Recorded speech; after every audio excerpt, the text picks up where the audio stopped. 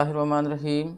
अस्सलामुअलैकुम। Welcome student, welcome to my YouTube channel. Dear student, आज हम क्लास 9 मैथ की न्यू बुक 2025, हमारा टॉपिक है identification of a rational number, नातिक अदाद की शिनाख्त। आज हम आपको नातिक अदाद की शिनाख्त की 5 आसान निशानियाँ बताएंगे।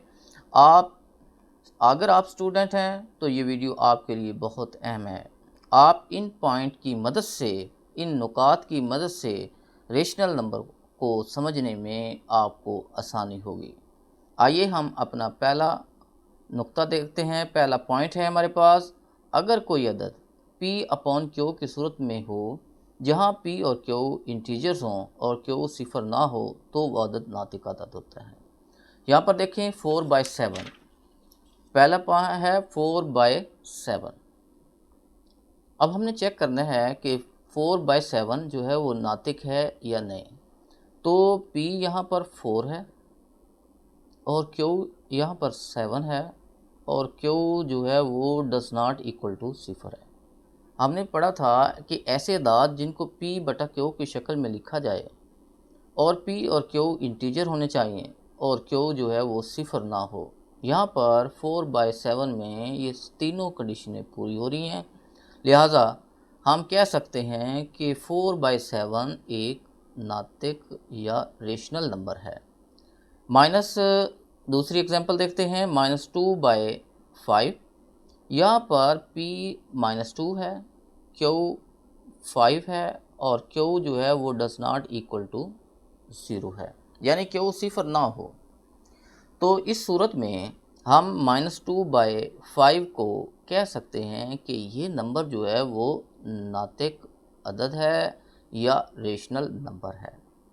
इसी तरह हम 9/1, यहाँ पर p 9 है और q जो है वो 1 है और q does not equal to सिफर है, यानी q सिफर ना हो। तो इस सूरत में 9/1 को हम कह सकते हैं कि ये नातिक अदद है। आइए हम दूसरा पॉइंट देखते हैं। हमारे पास दूसरा पॉइंट है कि अगर जज़र के अंदर मुकम्मल मुरब्बा हो, आपके पास अगर कोई भी स्क्वायर रूट आए, ये हमारे पास स्क्वायर रूट है, इसके अंदर अगर जज़र के अंदर मुकम्मल मुरब्बा हो तो वो भी नातिक अदद होता है। यानी जज़र के अंदर मुकम्मल मुरब्बा 25 है, इसको हम हल करते हैं, इसका आंसर क्या आता है 5। 5 एक इंटीजर है। अगर हम किसी भी नंबर का स्क्वायर रूट लें और हमें स्क्वायर रूट लेने के बाद एक मुकम्मल अदद मिल जाए तो हम उस सूरत में कह सकते हैं कि वो नंबर जो है वो रेशनल नंबर होता है। दोबारा फिर समझें, अगर जज़र के अंदर मुकम्मल मुरब्बा हो, यानी जज़र के अंदर कंप्लीट स्क्वायर हो, परफेक्ट स्क्वायर हो, यानी 25 हो आ जाए या स्क्वायर रूट में आ जाए 4 आ जाए। अगर हम 4 का स्क्वायर रूट लें तो 4 का क्या लें, स्क्वायर रूट 4 लें तो हमें एक मुकम्मल नंबर मिलता है। अगर हम किसी अदद का स्क्वायर लें, किसी अदद स्क्वायर रूट लें तो हमें एक मुकम्मल अदद मिल जाता है। तो उस सूरत में हम उसे क्या कह सकते हैं कि वो एक नातिक या रेशनल नंबर होता है। फिर दोबारा समझें कि अगर जज़र के अंदर मुकम्मल मुरब्बा हो, स्क्वायर रूट कंप्लीट स्क्वायर हो, तो उस सूरत में हम कह सकते हैं कि वो नंबर रेशनल नंबर होता है।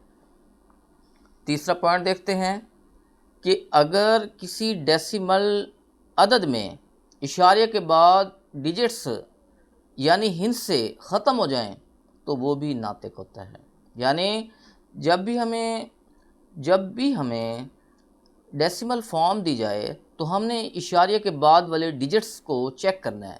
अगर इशारे के बाद वाले डिजिट्स ख़त्म हो जाएं या इशारे के बाद वाले डिजिट्स को काउंट किया जा सके या इशारे के बाद वाले डिजिट्स फाइनाइट हो जाएं तो उस सूरत में वो नंबर जो होगा वो नातिक अदद होगा या रेशनल नंबर होगा।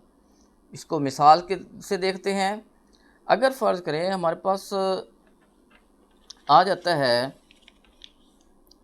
कि 2.75। अब हमने इशारे के बाद वाले डिजिट देखते हैं। इशारे के बाद वाले 7 और 5 हैं, काउंट किए जा सकते हैं, यानी इशारे के बाद डिजिट्स जो हैं वो ख़त्म हो गए हैं। इनके 7 5 के बाद कोई और डिजिट नहीं आ रहा है, तो या इशारे के बाद वाले डिजिट्स को काउंट किया जा सके तो हम उस सूरत में उस नंबर को कहते हैं रेशनल नंबर या नातिक अदाद। अब यहाँ पर 4.5 है, इशारे के बाद एक ही डिजिट है, काउंट किया जा सकता है, ख़त्म हो गया है, तो इस नंबर को, सारे नंबर को हम कह सकते हैं कि वो नातिक या रेशनल नंबर है।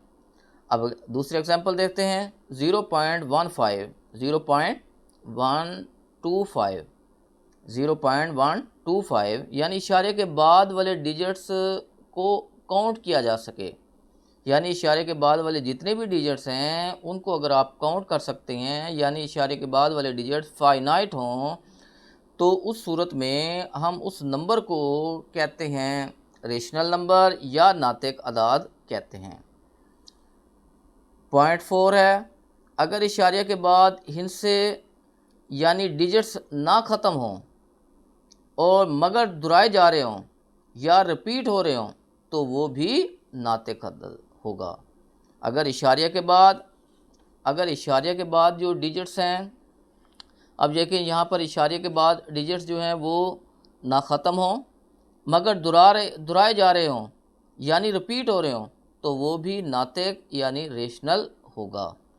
या एग्जांपल देखते हैं 0.33 अप टू सॉन, यानी इशारे के बाद एक तो डिजिट ना ख़त्म होने वाले हैं और दूसरा इशारे के बाद डिजिट जो हैं वो रिपीट हो रहे हैं।